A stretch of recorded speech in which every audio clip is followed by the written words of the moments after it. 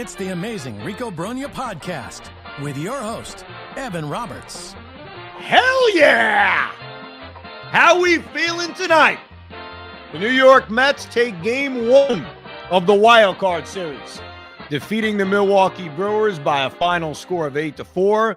Welcome to an instant reaction edition of Rico Brogna. The Mets finished this game, I'd say, 5 to 10 minutes ago. I'm stunned that I caught up and I was live. I'll explain that a little bit later on. We got a ton of emails like throughout the game, and it's kind of funny now with the game over to look back and see how people were consuming this Met game live as it was occurring. But I would be remiss if I didn't open the Rico Brogna with a thank you. A thank you. Who am I thanking?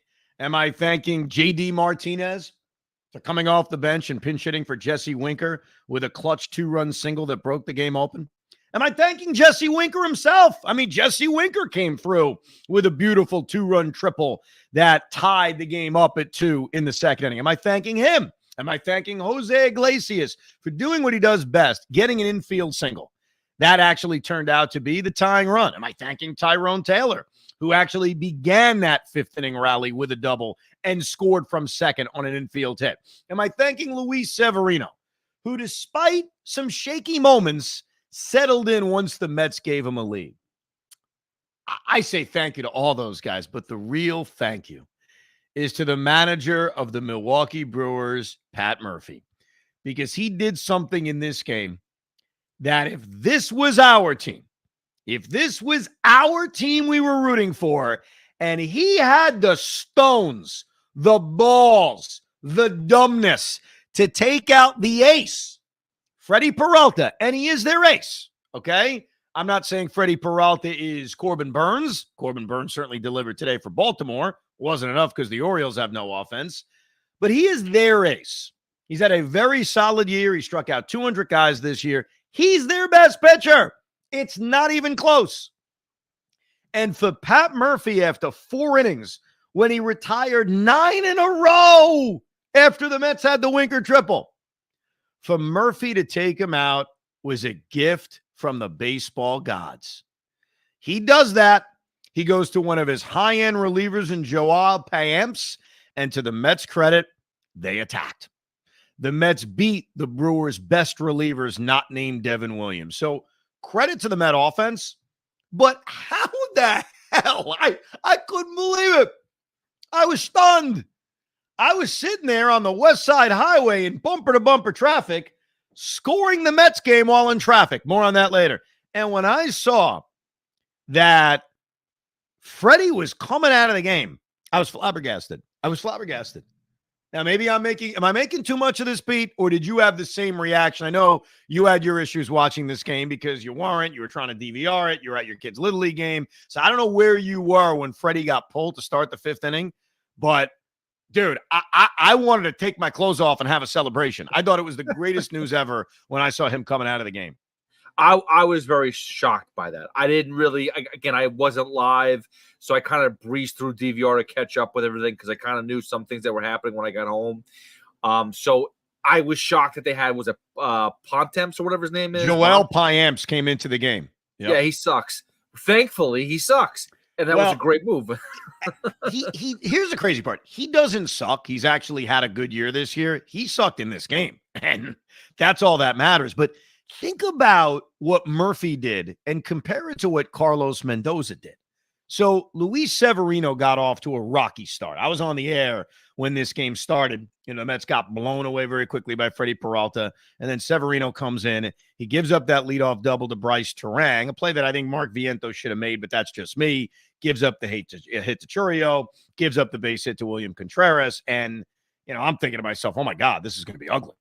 Like, geez, man, Luis Severino Yankee style. What the hell's going on here? And then he showed some fight, striking out Garrett Mitchell. He did walk Willie Adames, but it kind of felt like maybe he didn't want to face him. He got Jake Bowers to pop up, and it looked like, wow, Sevy's going to get out of this, only down 1-0.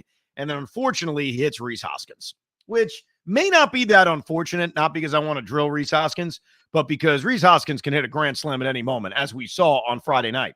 So hitting Rhys Hoskins wasn't necessarily the worst thing in the world, but Severino struggled in the first inning. Severino struggled a little bit in the second when he gave up the one-out double to Terang, but he got through it. Severino struggled in the third inning, but made a huge pitch to get Hoskins to ground into a double play. And then in the fourth inning, he gave the lead back, right? Did Carlos Mendoza take him out of the game? Did Carlos Mendoza, and I understand the circumstances are different. Actually, the Mets are in worse circumstances because they have no bullpen. The Brewers have the most rested bullpen in the world. But Mendy pushed Luis Severino. And when the Mets handed Sevy a lead, he responded by retiring 6 in a row. They didn't give their ace a chance to hold on to a lead. And I know we're not doing the Robin Yount. We're not doing the Milwaukee Brewer podcast, but this is important because the other manager screwed up, and we took advantage of it. It wasn't our manager screwing up. It was their manager screwing up. So for the ace of the Brewers, Freddie Peralta, to be taken out after 4 innings and a low pitch count, and then the sideline reporter, I guess it was Jesse Rogers, they do these in-game interviews, which I think are a colossal waste of time. I mean, who the hell needed to see Christian Yelich? Did anyone need to see Christian Yelich, who doesn't even tell us anything? And by the way, is completely irrelevant. He's been out for months. No one needs a split screen to see Christian Yelich. But they do talk to the manager, Pat Murphy. I couldn't wait. I'm like, great, what's his excuse? And he sat there and said, well, he wasn't throwing the ball that well. Pitch count doesn't matter. It's the playoffs. He retired 9 in a row. We don't want him, going third time around the order. Well, guess what? In the 5th inning, it was the bottom third of the order. You weren't even going third time around the order. You were still going 2 times around the order. What horrible managing by Pep. Oh, man, I love it. I can't get enough of it. Nothing gets me more excited than the other manager being a complete jackass. I can't get enough of it. But let's get to what the Mets did here. So Sevy runs into the trouble in the 1st inning, and it was very, very frustrating. It was very tough. I was on the radio at the time. We were talking about Garrett Wilson basically throwing Nate Hackett and Aaron Rodgers under the bus, and I'm trying to have a good conversation. Not doing a watch party. I'm trying to have a nice conversation. And as Sevy was battling through that 1st inning, I think what scared me on 2 levels was, the game could get imploded. It could be 5-0 in the 1st inning. Sure, that's the obvious. But I'm also thinking they got no bullpen. We talked about this on the Rico last night. They don't have a lot of arms available. They did add Max Kranick, and it's funny. Pete and I went through all the names of the pitchers they could add. I don't know if we ever got to Max Kranick. Kranick was a guy, I don't know if you remember, Hoff, that in March I was talking up early in spring training as a guy that could have an impact on this team. No, I do remember that, but what was his deal? Why did he never get he got hurt? So in spring training, he pulled his hamstring. And that's right. Competition to make the rotation and make the team. And then I think they DFA'd him. I kind of lost track of what was going on with Kranick, but he was hurt. So he got added to the roster just as an insurance policy for tonight, for this game, just in case things went bad with Luis Severino. And in the 1st inning, bases loaded, 1 out. We're all thinking it's going bad. So I got 2 thoughts going through my head. Not only, they're going to put themselves in an early hole that's going to be challenging to get out of, but if you're Carlos Mendoza, what the hell are you going to do? You're not taking Severino out of this game that quickly. He's got to find his way through it. And I know the final line on Luis Severino is going to say 6 innings, 4 runs, but I'll tell you, that was a tremendous performance. I give him a lot of credit. And that performance looks better because the Mets scored runs. I totally get that. If the Mets don't score runs, 6 innings, 4 runs, and he leaves down 4-1, something like that, I know we're having a very different conversation, but circumstances matter. He gives up the 2 runs. The Mets instantly respond, and to Sevy's credit, he made big pitches early in this game before he settled down. He makes the big pitches to get through the 1st inning, including after hitting Rhys Hoskins, getting Sal Frelick to ground out. He makes the big pitches with 1 out and a runner on second against Chourio and Contreras, gets them both to fly out. Maybe the biggest pitch was 1st and 3rd, 1 out for Rhys Hoskins. I mean, I'm envisioning horrible, horrible things. I got to tell you, I'm envisioning Hoskins just destroying one. At the time, the Mets are up 3-2, and he gets him on the very first pitch to roll one over and bounce into a double play. And even in the 4th inning, Mets have a 3-2 lead. He gives up the leadoff double to Frelick. He gives up the infield hit to Terang. And then the Mets play a little sloppy when Chourio gets the base hit. and that should tie the game. That's all it should. And Tyrone Taylor throws to second base, and there's nobody there. And I guess that was Jose Iglesias' fault, but it was just a very messy spot that handed the Brewers better. I think they were going to first or third anyway. Like, I don't think it would have mattered with Terang. I think he was going to end up on third, but obviously Churio ending up on second base eliminates the double play possibility with William Contreras. And what does he do? He hits a ground ball to shortstop. Brewers take the lead. So the Mets were very sloppy in that fourth inning, but it could have been worse. It could have been worse.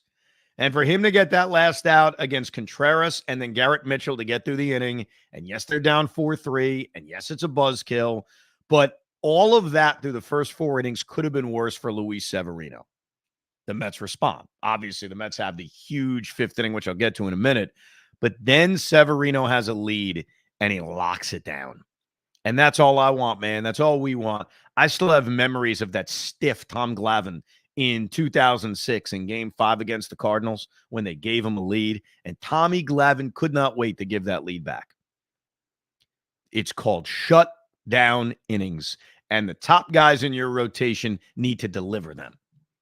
And Luis Severino delivered them, because after the offense exploded for him, he finishes his start with a 1-2-3 fifth, a 1-2-3 sixth, and if it wasn't for that pitch count being at 105, I would have pushed him for the seventh. In fact, I was thinking about it anyway.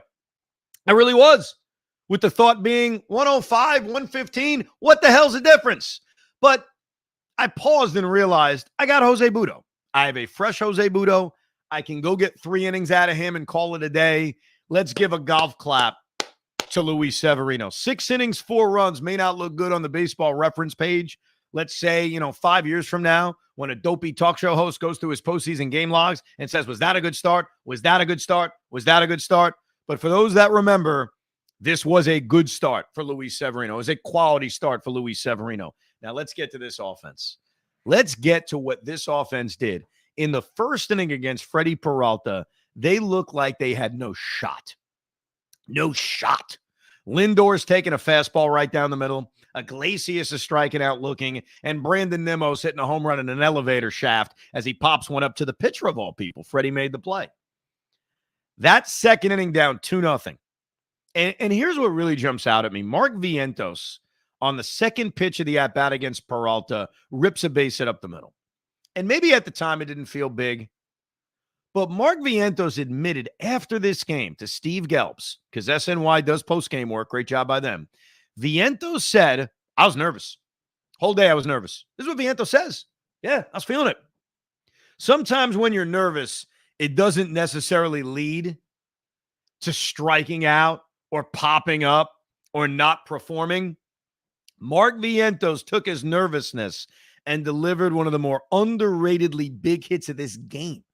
I know that sounds nuts, but I give him credit. They're down 2-0 top of the second inning. Start a rally against Freddie Peralta. Put the pressure on him. This is a Brewer team that was in this exact same situation a year ago, and they choked like dogs. Remind them.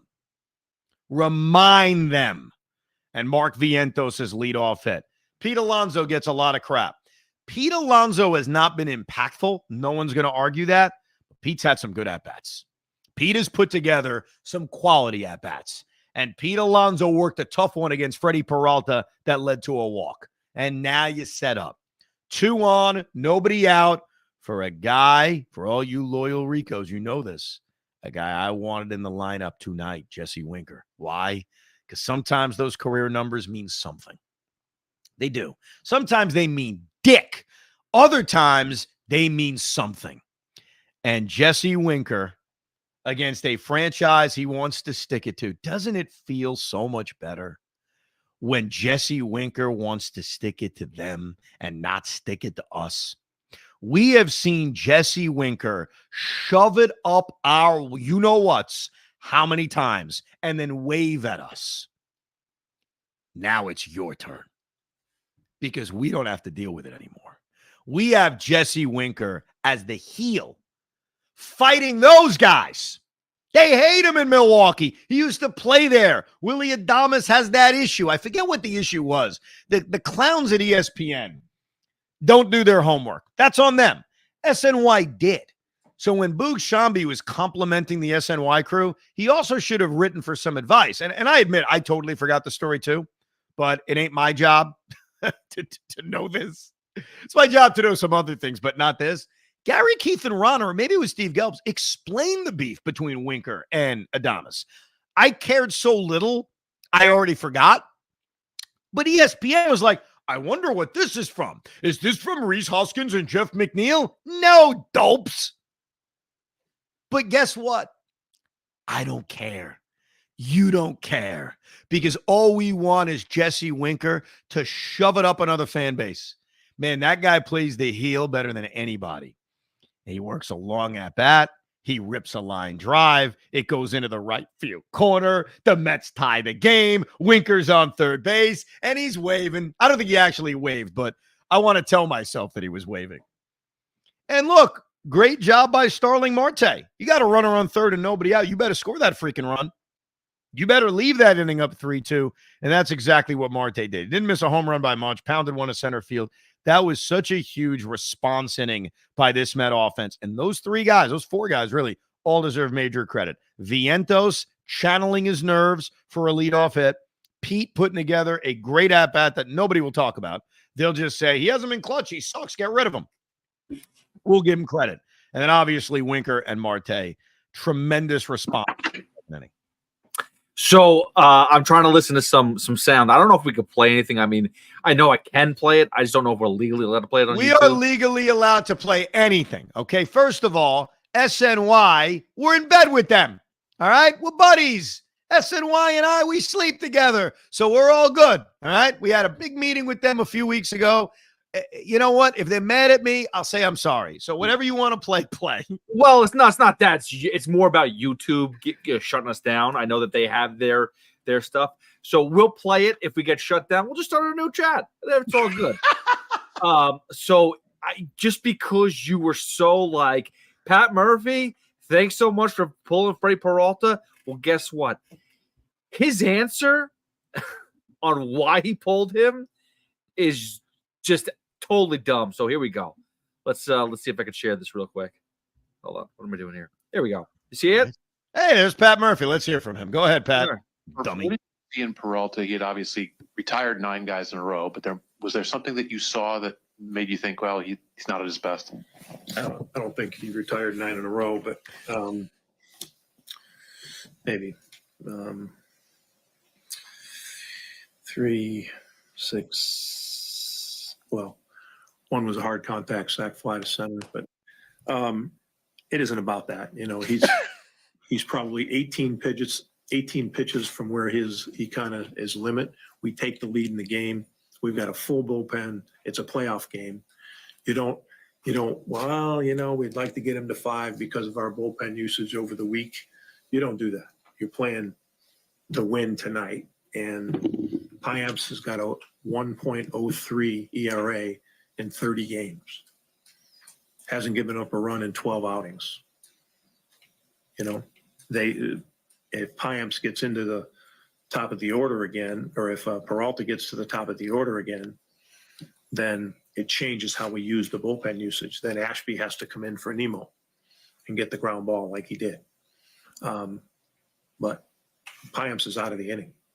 You know what I mean? And we're not even talking about this. That's a good outing for Freddie. He was very emotional. So those 70 pitches are a little different when it's that much emotion. And Piamps got the great play by Churio. Then it's a tough left field out there at that time of day. So that second ball, although should have been caught, give the kid credit. It's a tough line drive in that sun. That's the one spot of the field. It's tough. He doesn't catch that ball. So now we got to get 4 outs. Piamps gets the next out. Then he doesn't cover first. And then 2 infield hits.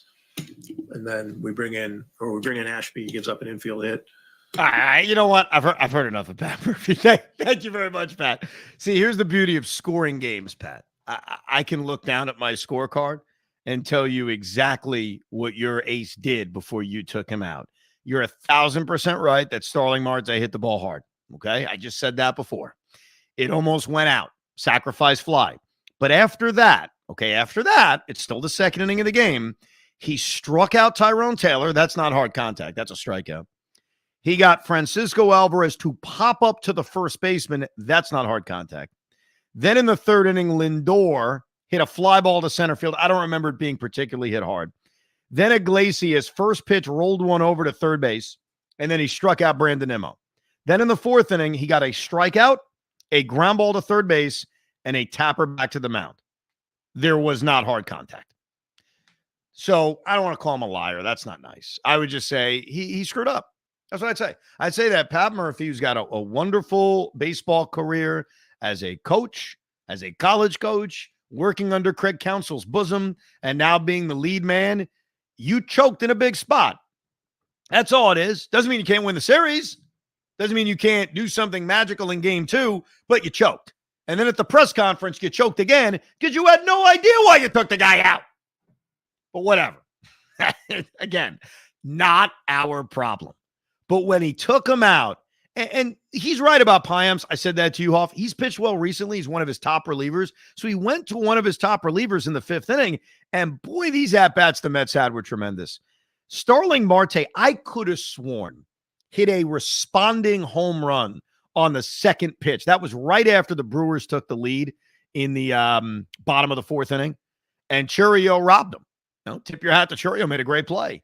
But what Chourio taketh away, Chourio give back, because Tyrone Taylor, while he hit the ball hard, Chourio's got to make that play. He doesn't. Alvarez pops up. There's 2 outs and a runner on. You got to get through the inning.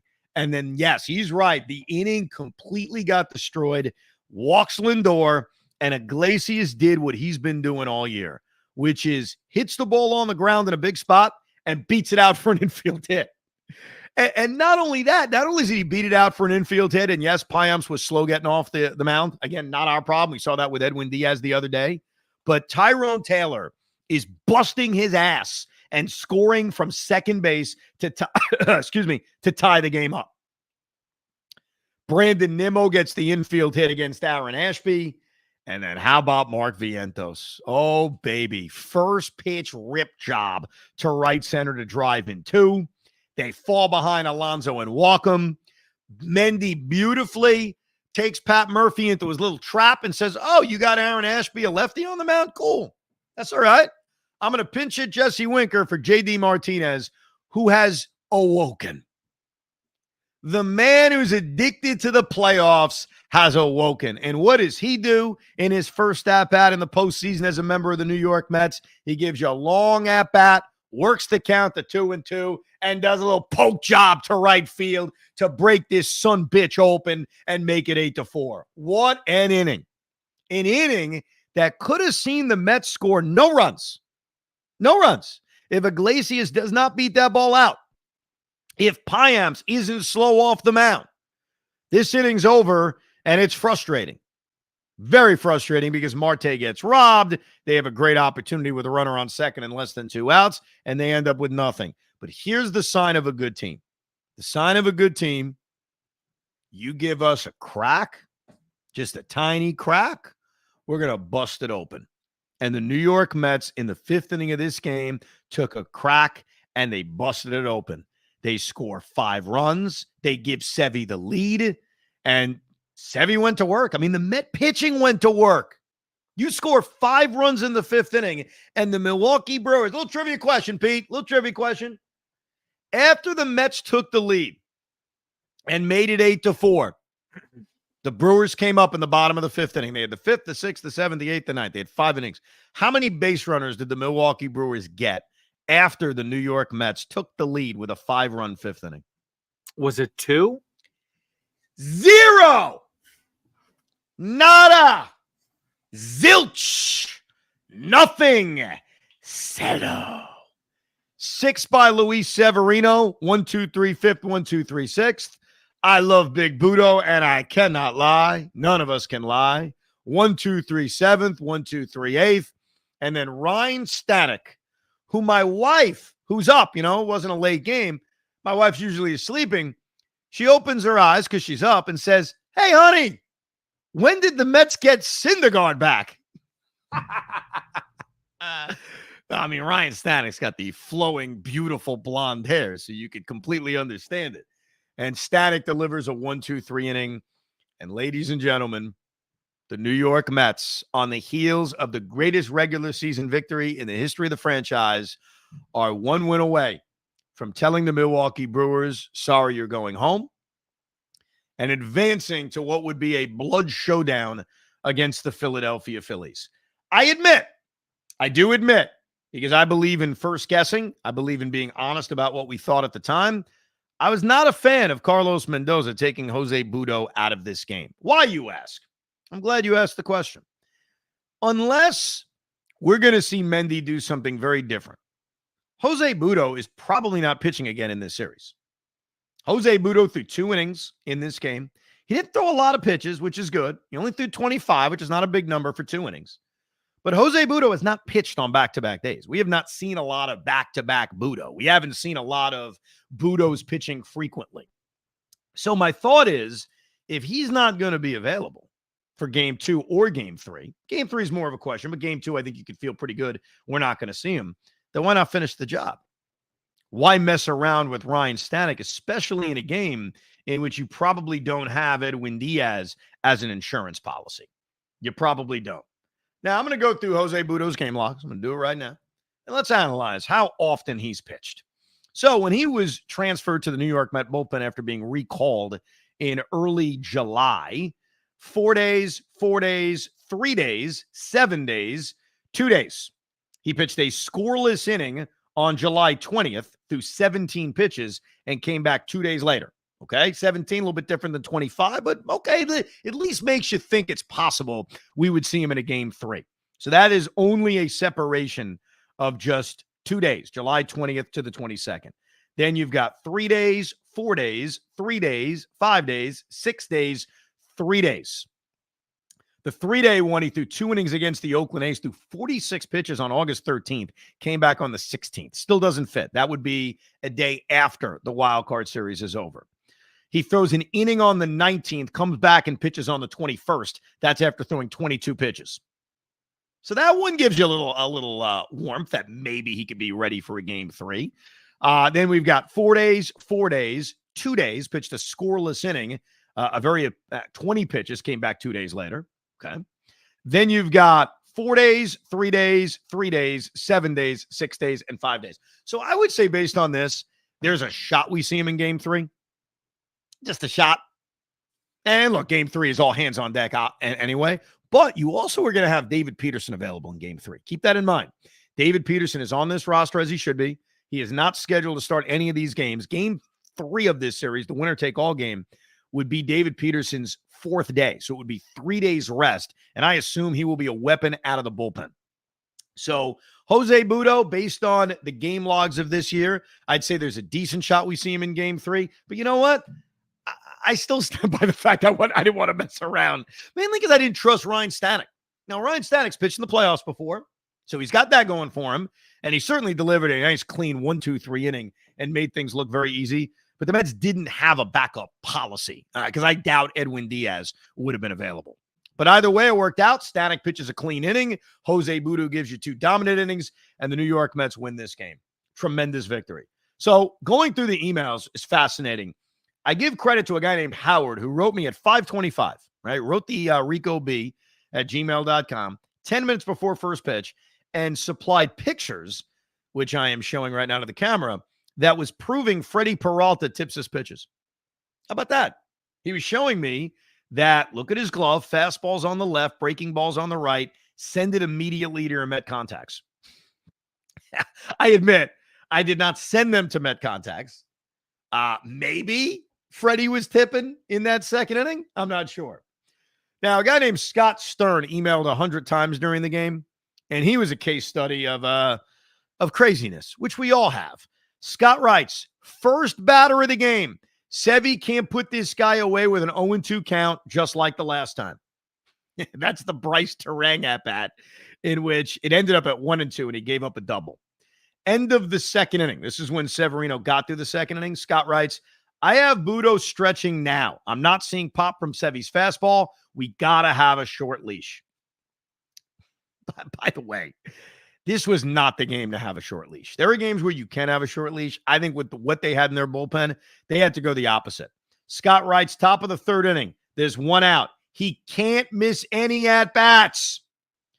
First and third. This is in the fourth inning. Third inning, actually, right before the Hoskins at-bat. Get Budo up.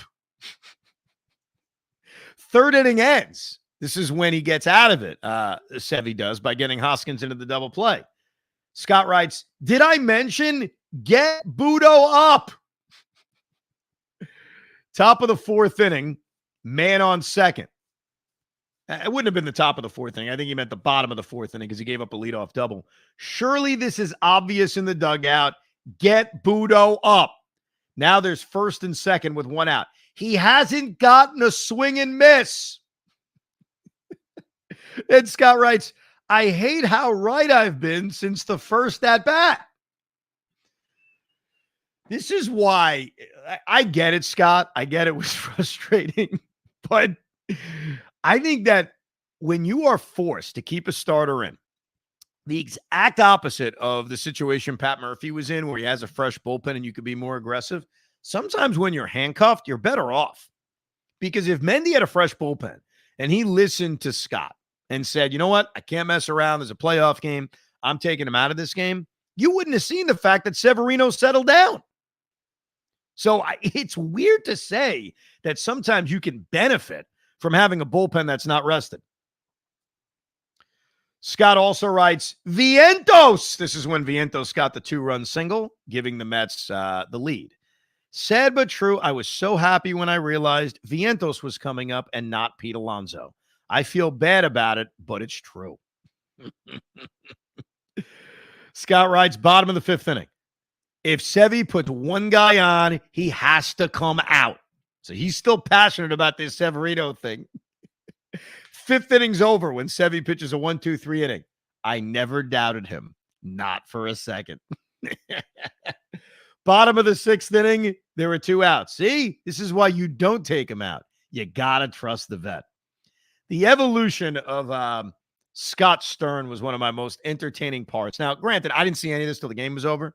So much like the audience, we have the ability to laugh at something after the fact. But nevertheless, Scott was committed to getting Luis Severino out of this game. And luckily, he stayed in the game. Josh writes that he thinks I look like Jackson Churios. And he sent a picture of Jackson Churios and a picture of me, a young me, when I had a goatee, to show that we look alike. So what I'm going to do is, for the podcast audience, I apologize. But for those watching on YouTube, I'm going to show you, and Pete will describe it to the podcast audience, the picture of Jackson Churios right next to a picture of a young Evan Roberts. Here we go. All right.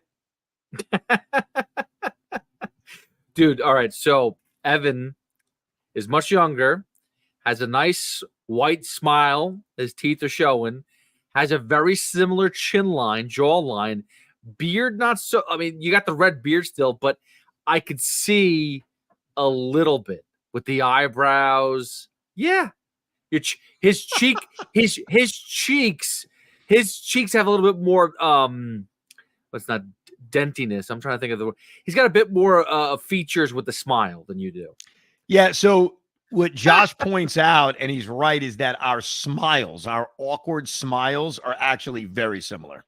I kind of see it, man. I got to tell you, I never thought I would hear Evan Roberts looks like Jackson Churio, but you know what? Poor Jackson. I'm sure he doesn't want to be looking like Evan Roberts. That's for damn sure. Michael M. writes, Jose Iglesias, low-key MVP. Jose channeling his inner Charlie Hustle. Listen, man, Jose Iglesias all year long has done a couple of things. Number one, he has been their most clutch hitter. I mean, honestly, he may be their most clutch hitter all year. Even Lindor has admitted that.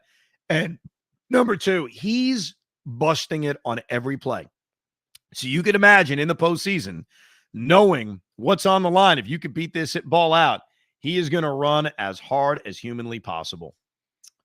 Junior writes, Evan and Pete, this game was full of emotions, lots of ups and downs, and here we are. I'm really happy that Severino was able to pitch through 6 innings. Jesse Winker was the real table setter. Jesse Winker got that first big hit, man. And that was a very, very important hit. And it's a reminder on why David Stearns went out and got him.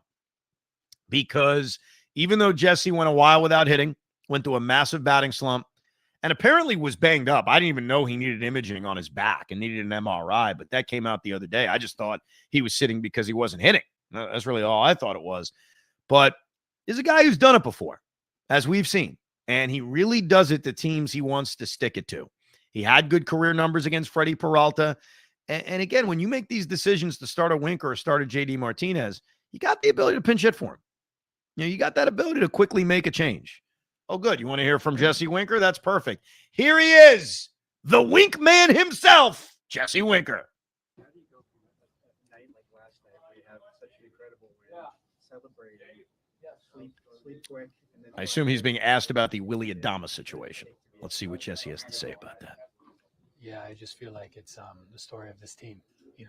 Coming here at the deadline, I heard pretty much, the full story about how the start and everything, and there's been a bunch of things thrown at this team, and just responding. It's go time. You're in the playoffs. There's no time to really think about the doubleheader. We did our job there, and then we popped champagne, and then we got on the plane. I was like, all right, here we go. Damn right. Pop that champagne and go. Sorry if you couldn't hear that. That's Jesse Winker talking after this game. Oh, here's the clip of him being asked about the exchange with Willie Adames. Let's see how the audio is on this one, because even though I don't care, I guess I'm kind of curious. Let's take a listen. What did you was saying to you after that? Nothing. What were you saying to him?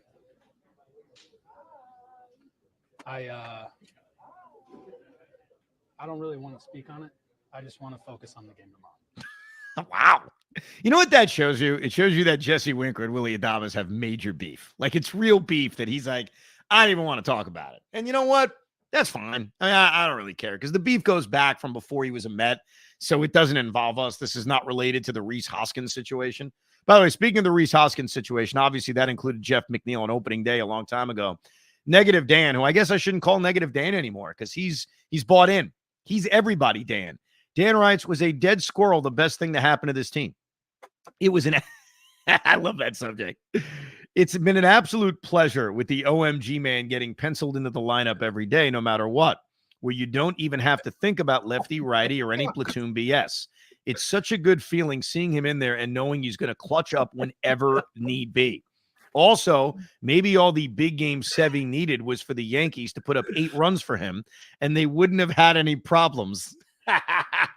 Jokes aside, I do have the same feeling as you with this run. They are either riding this adrenaline rocket all the way, or it's going to burn out and crash and take us down with it. Keep holding on to that tight butt, Homer Hoff. Sorry. You all right over there, Hoff? No, I'm not. I forgot I was live, dude. So can we just stop for 1 second here? So Evan made a major faux pas here, okay, before this thing started. Oh, yeah. Do you want me to explain that? Yeah, and I feel bad right now, but go ahead. All right, so let me explain the faux pas. So before we do a Rico, what I generally do is I tweet out the YouTube link, just in case, you're like, oh, I didn't even know you were going to do a Rico. Here's the YouTube link. I tweet it out. We all move on. You see it, great. You don't care. You don't care.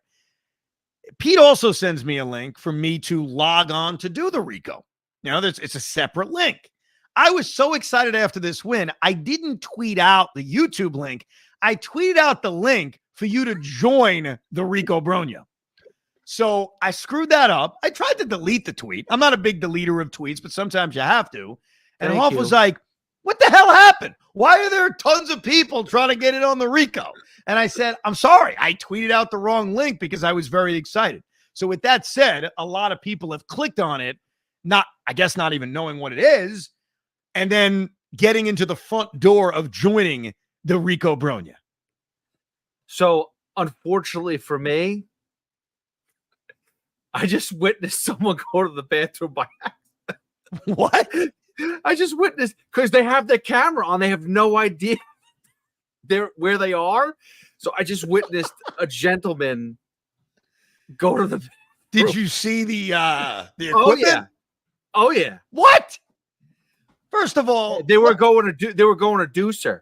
They were going deucer, and they had their camera on. Oh my god. Yeah. I apologize. I apologize. By the way, here's how you know things are going well. I just received a text message, and I know I shouldn't read private text messages. We learned that from Joe Beningo. But can I read a private text message that came from your guy you work with every day, the great Sal Licata? Ooh, yes.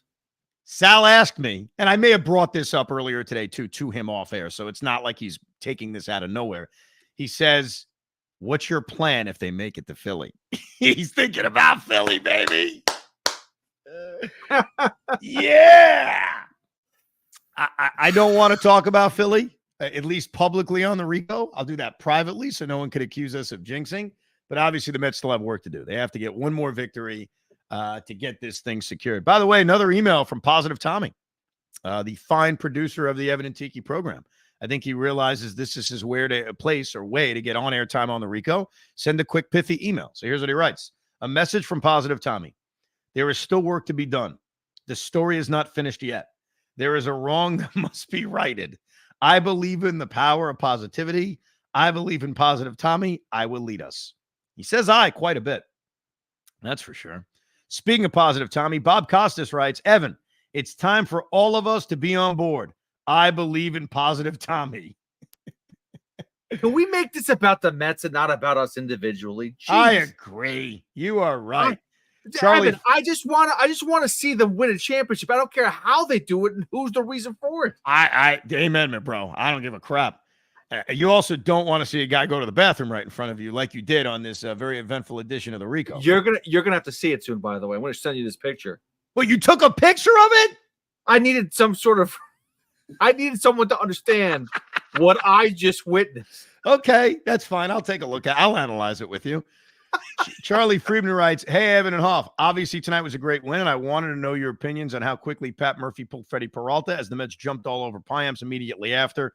Great win for the boys. Well, if you missed the beginning of the Rico, Brogna, I began this by thanking Pat Murphy. I thought that was absolutely awful and absolutely just, it made no sense. I'll tell you something else that didn't make sense.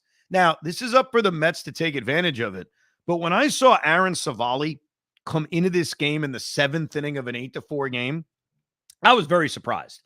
Obviously, in the postseason and in the wild card series, a lot of managers don't actually come out and announce what their rotation is. They'll announce who their game one starter is, and then as things move on, they'll eventually make a decision.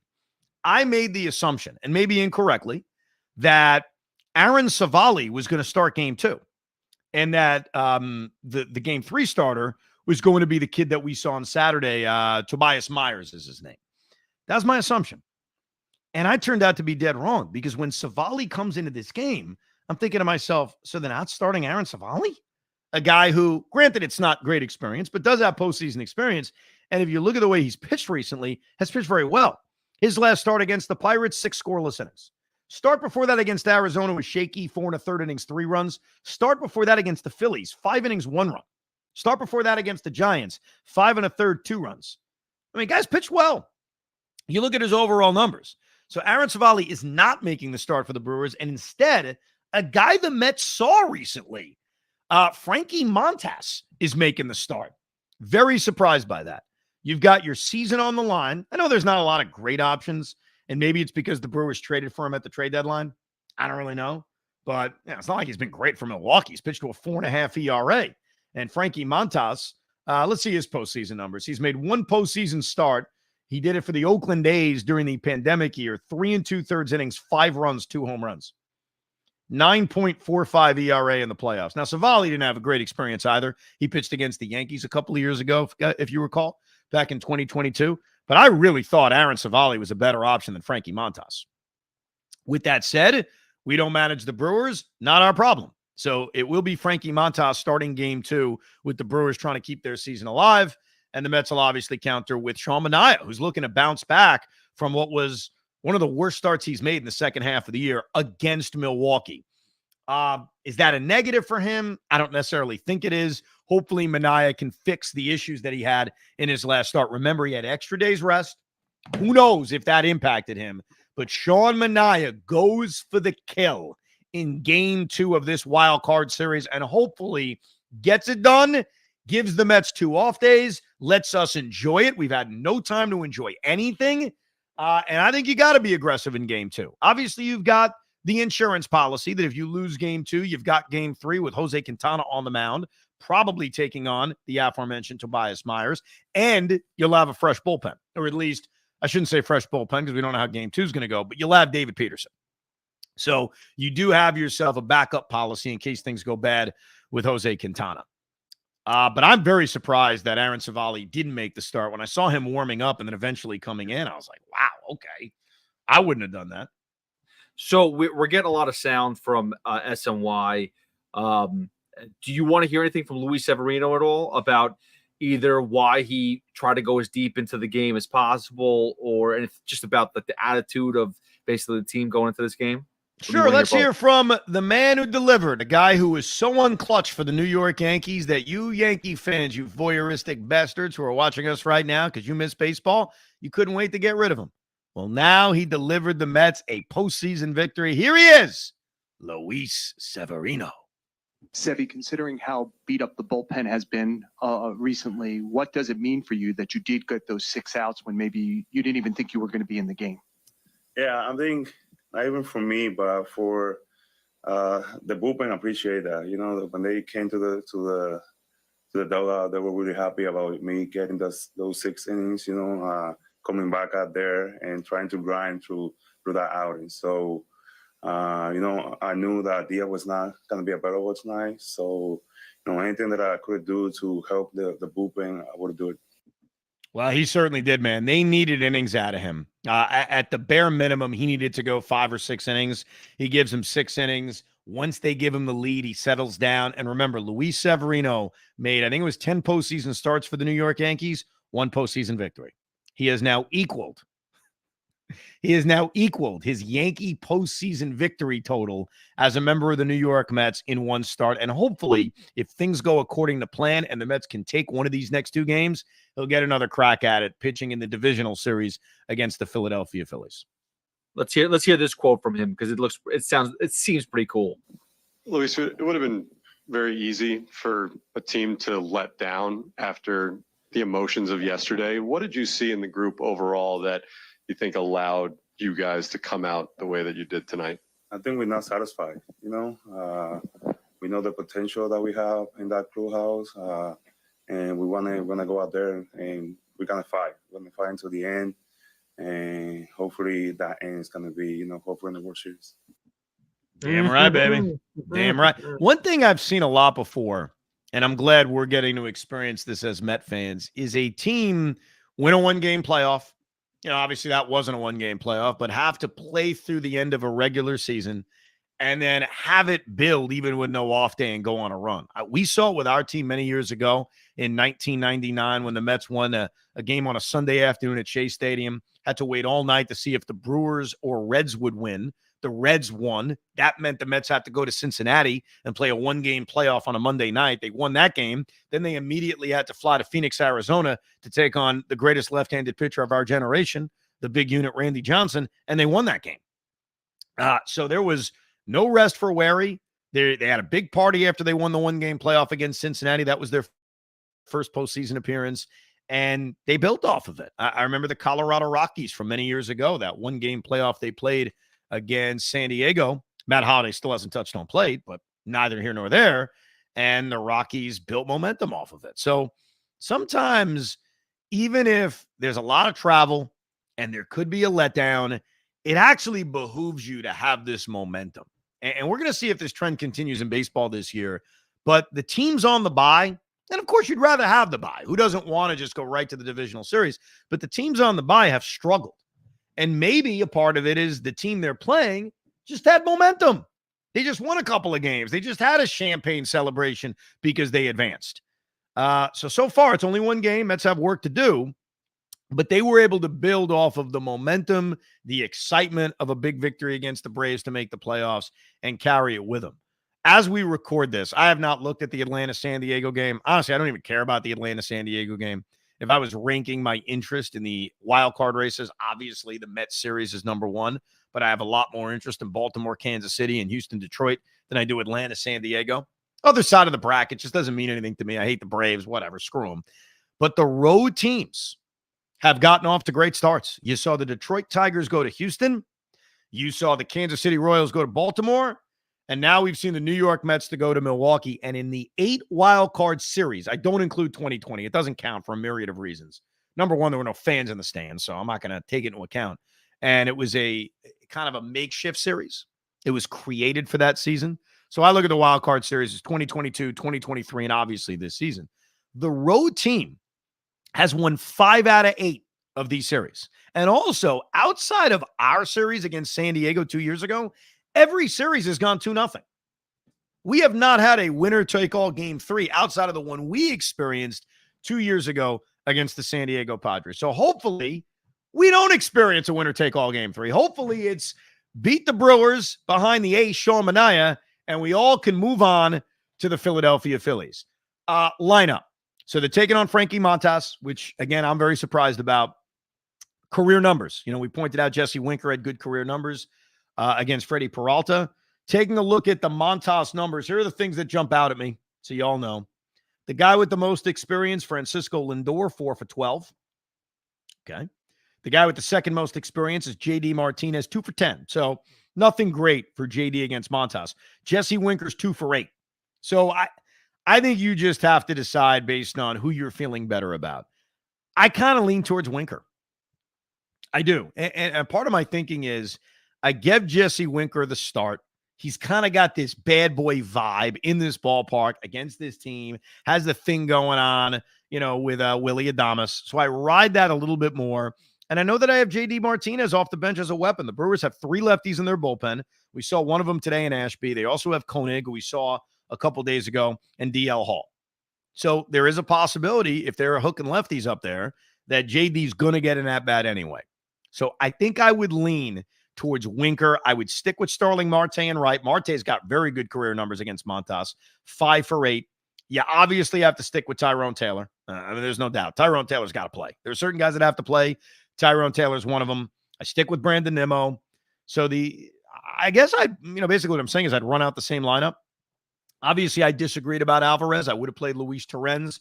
Alvarez had a quiet day offensively, didn't do anything too terrible defensively. I stand by the point that I like the idea of Torrens catching to try to shut down the Brewer running game. The Brewer running game was not a big factor today, but I think a part of why it's not a big factor is they didn't have a lot of opportunities to run. Hear me out on that. Leadoff hitter of the game got a double. You know, was Bryce Terang necessarily stealing third base? From the 5th inning on, they didn't have a base runner. They were also trailing by 4 runs. So I don't think we really got to see a fair representation of what the Brewers can do with their run game. So I would stand by what I said the other day of starting Torrens over Francisco Alvarez. But as far as the rest of the lineup is concerned, I would stick with the exact same thing. I like the mojo of a heel Jesse Winker. And we take our shot against Sean Manaea. And or with Sean Manaea, and hope that he bounces back from his last start. But man, what a good feeling. What a whirlwind. 24 hours of craziness from the greatest regular season victory in the history of the Mets. Before that, we're thinking they're a bunch of choke artists, and now the Mets are 1 win away from advancing to the divisional series for the first time since the year we went to the World Series, 2015. Now, there's nothing left to do but to get it done. We will have a Rico Brogna immediately following game 2. I will be live on that game. Oh, by the way, I should explain my DVR situation. So I'm on the air at 5:30. I watched that first inning, a little bit of commercial break, a little bit of being distracted while on the radio. And then I get in my car and hit monstrous traffic. And I make a decision as I'm on the West Side Highway and not moving. I'm like, why can't I watch the game? Why can't I score the game? So I took my scorebook out. I'm not even kidding you. And very safely, I was safe, Pete. I promise you this. I scored the game at red lights. And then, I'm going to make you even prouder, Pete. Oh, very proud. It was safe. I promise you. I wasn't doing it while I was driving. I was doing it at red lights. When the traffic broke, I did something I said to you I was thinking of doing 2 months ago. And that was I would text myself, voice text myself, the result of every at-bat so that when I got home, I'm live on the game and all I got to do is check my text messages and I have everything easily written down. Bang, bitches. Now that I want to hear. How long did you do that for? About 2 innings. It was not as long as you would think because Number one, I was in a lot of traffic for a long period of time, so I was able to continue to score for a while. Number two, I did it, but it was only about 2.5 innings of me going fast home. And by fast home, I don't mean I was speeding, just me not going at a speed where I can score the game, obviously. Because again, all scoring was done while I was stuck at a red light. And so it was just 2.5 innings. And I got home. I was able to write it down. I was probably about like 10 minutes behind because I did pause the game, obviously, once I walked in and kissed my wife and said hello to my kids. And that's how I was able to be live. So I'm a sick man. I must admit, I got a lot of problems. I just want to pull the covers back real quick. Evan over here goes to me after he mentioned it the first time on the Rico. He's like, I was joking. I would never do that. Next thing you know, it's like emergency. Let's go. This is a great idea. I'm going to start just texting myself. Okay, so here's the difference. The difference was I said to you I was going to do that for an entire game. I was never going to do it for an entire game. I did it for an inning and a half, and it was a playoff game. Like, I didn't want to be behind on a playoff game. What do you want from me? And luckily, I don't have to be because game 2 starts at 7:30 and game 3 potentially at 8:30. No, see, you're lucky. You had those choices to make, and you were able to make them. I was at my kid's game, and I was around a lot of Mets fans, and I kind of heard someone mention the score early on. I stepped away from the situation, and then I started talking to some other people, and they were just like, because everyone was very antsy about it, and someone just said to me, like, and I told them, I was like, I don't want to know the score, because he was whipping out the phone. I go, I don't want to DVR it. I'm going to watch it at home. And then like about 5 minutes later, he just comes up. He's like, I'm sorry. I have to tell you what's going on. And he just blurted. Dude, man, it's the thing about DVRing sports is that it's very, very tough. You have to be in a controlled environment. If you're not, and you're around people, especially a sporting event, even for children, the odds are you're going to find out. I said this on the air today. I don't know if anyone missed it or heard it or cares about it, quite frankly. But my youngest son, Spence, just turned 4 years old the other day. And his birthday party that we're having for him is on Sunday. And when we booked it, my wife asked, hey, Sunday mornings are good, right? And I said, of course. Yeah, Sunday mornings are great. You know, I've got to be ready by 1 o'clock, but I'm good to go. So she books a birthday party for a Sunday morning. I didn't realize the Sunday morning was the morning the Jets are in London. And they play at 9:30 a.m., and that's the time of his party. And I say to my wife, because my wife at first is like, you're not going to miss your son's birthday party. And I said, no, not. I said, I'm going to DVR the game.